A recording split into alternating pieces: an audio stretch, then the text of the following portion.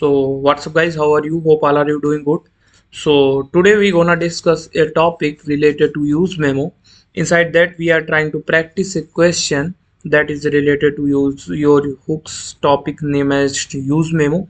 So you are already knowing that what is use memo, what is its use case. So we will start with a one question and try to cover it briefly. So we are actually starting a series in which we are trying to discuss questions of each react hooks. Like for each react hook, like for use state we are trying to cover approx 5 questions. For use effect we are trying to cover 5 questions. For separately each topic we are trying to cover at least 5 questions so that you can practice it better. सो चलिए start करते हैं और समझते हैं कि आज actual में हम बनाने क्या वाले हैं, क्या हम एक्चुअल में क्रिएट करने वाले हैं। तो सबसे पहला जो हम लोग क्रिएट करने वाले हैं वो बेसिकली हम लोग एक क्रिएट करने वाले हैं ऑप्टिमाइज्ड काउंटर। वो बेसिकली ऑप्टिमाइज्ड काउंटर करेगा क्या, क्या लॉजिक होगा इसके पीछे का, वो हम लोग देखते हैं। तो देखो सबसे पहले हमने क्या किया है, काउंटर बनाना है। काउंटर क्या करेगा, वैल्यू को इंक्रीज करेगा। फिर एक हमें दूसरी बटन बनानी है, वो बटन करने क्या वाली है, वो बेसिकली रैंडम कलर जनरेट करेगी। तो रैंडम कलर जनरेट करेगी तो बेसिकली हम क्या करेंगे, उसके लिए एक फंक्शन लिखते हैं जो कि रैंडम कलर जनरेट करता है। तो मैं ये चाहूंगा कि जब हमारी काउंटर की वैल्यू इंक्रीज हो रही है at that time your random colour generation function जो है हमारा वो रन नहीं होना चाहिए। तो उस चीज को करने का तरीका क्या है, उसके लिए हम यूज करने वाले हैं यूज मेमो का। तो इससे क्या होगा, ये अननेसेसरी रेंडरिंग को बचाएगा और इसी को हम लोग यूज करेंगे। तो चलिए शुरू करते हैं कोड करना कि कैसे करना है। तो हमें सबसे पहले क्या चाहिए, 2 बटन्स चाहिए। तो हमने क्या किया, जस्ट 2 बटन्स बनाते हैं। बटन, ठीक, पहली बटन हमने बना ली। पहली बटन क्या करने वाली है हमारी, वो हमारी करेगी इंक्रीमेंट काउंटर, ठीक। दूसरी बटन क्या करेगी, एक और बटन बनाते हैं हम लोग, सेकेंड बटन शिफ्ट अल्ट, और इसमें हम लोग क्या करेंगे, random colour generate random colour, इस बटन पे क्लिक करेंगे, लिखेंगे जनरेट रैंडम कलर, ठीक है। तो हमने ये 2 बटन्स बना ली। अब हमको क्या करना होगा, काउंटर अगर बनाना होता है तो हम लोग उसके लिए यूज स्टेट का यूज करते हैं। तो यहाँ पे सबसे पहले हमें एक यूज स्टेट बनानी पड़ेगी। तो हम बनाते हैं पहली कॉन्स्ट काउंटर, और काउंटर को बेसिकली चेंज करने के लिए काउंटर की वैल्यू को हमको एक फंक्शन चाहिए होता है सेट काउंटर। तो हमने वो बना लिया और इसको दे दिया हमने यूज स्टेट के थ्रू पास कर दिया। और यूज स्टेट की इनिशियल वैल्यू क्या होने वाली है, काउंटर के केस में 0 होने वाली है, सबको पता है। फिर एक ऐसे सेम हमारा कलर के लिए भी लगने वाला है, तो वो भी बना ही लेते हैं, कॉन्स्ट कलर। फिर हमारा क्या लगेगा, सेट कलर, और इसकी इनिशियल वैल्यू क्या होगी हमारी, अभी के लिए नल होगी। तो हमने लिख लिया यूज स्टेट के अंदर नल, ठीक। तो हमने 2 बेसिकली स्टेट्स डिफाइन कर ली। अब हमें क्या करना है, बटन पे हमें ऑन क्लिक इवेंट लगाना है। तो पहली बटन पे हम लोग लगाएंगे ऑन क्लिक इवेंट। अब ये ऑन क्लिक इवेंट करेगा क्या, ये हमारा सिंपल सा एक टास्क करेगा कि हम लोग सेट कलर पे अगर जाएंगे, सेट कलर, तो कलर की वैल्यू को क्या करेगा, ये +1 करके पास कर देगा। तो यहाँ पे हम लिख देंगे सेट कलर के अंदर कलर, सॉरी सेट कलर नहीं, सेट काउंटर, और सेट काउंटर की वैल्यू को हम लोग पास कर देंगे counter +1। In that case after that what we have to do, हमको क्या करना है, एक सेकेंड ऑन क्लिक इवेंट लगाना है। और ये ऑन क्लिक इवेंट किस केस के लिए चलने वाला है, ये हमारा चलेगा सेट कलर के लिए। अब सेट कलर में आपको क्या चाहिए, बेसिकली 2 चीजें चाहिए होंगी। सबसे पहले तो एक कलर आपको पास करना पड़ेगा, लेकिन कलर को चेंज करने के लिए हमको क्या करना पड़ेगा, एक फंक्शन बनाना पड़ेगा।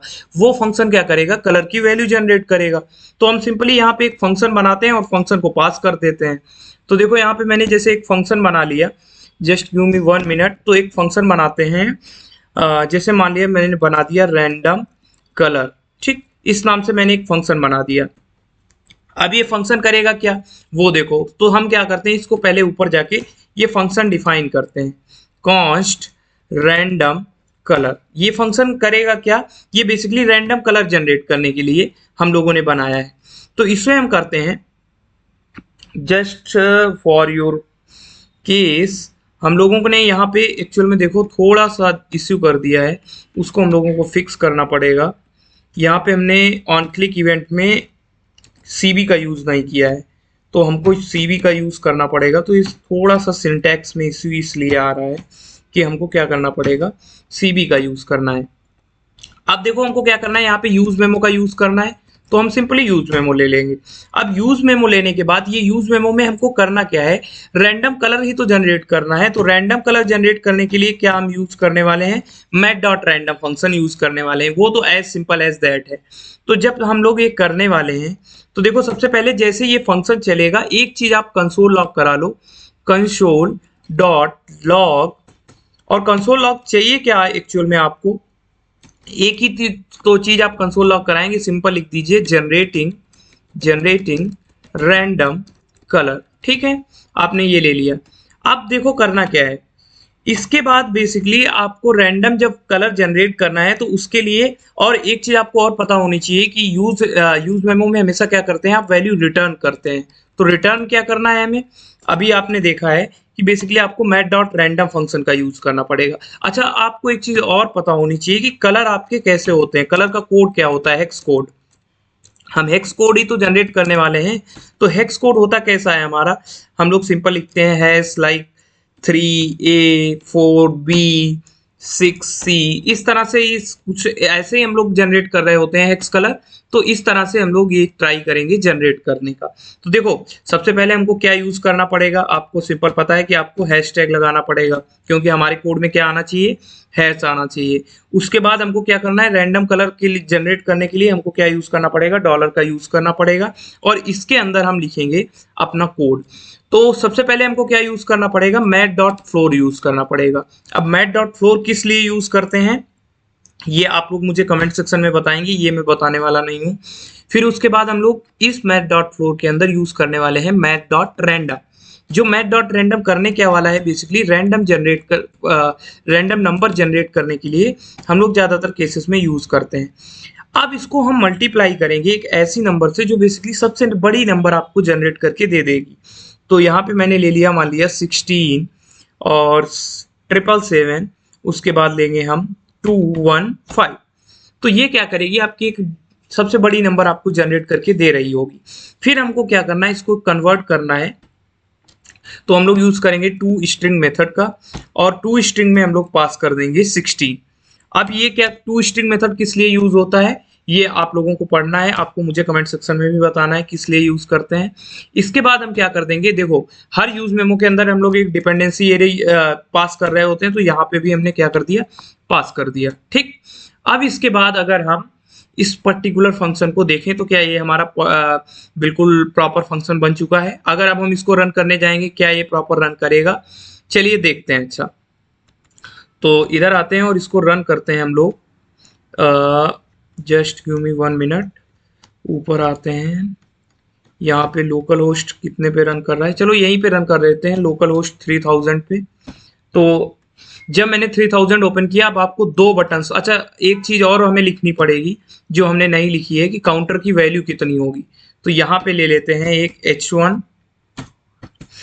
के अंदर हमने ले लिया सिंपल काउंटर, और काउंटर की वैल्यू क्या है वो हम लोगों को हर बार शो करनी है।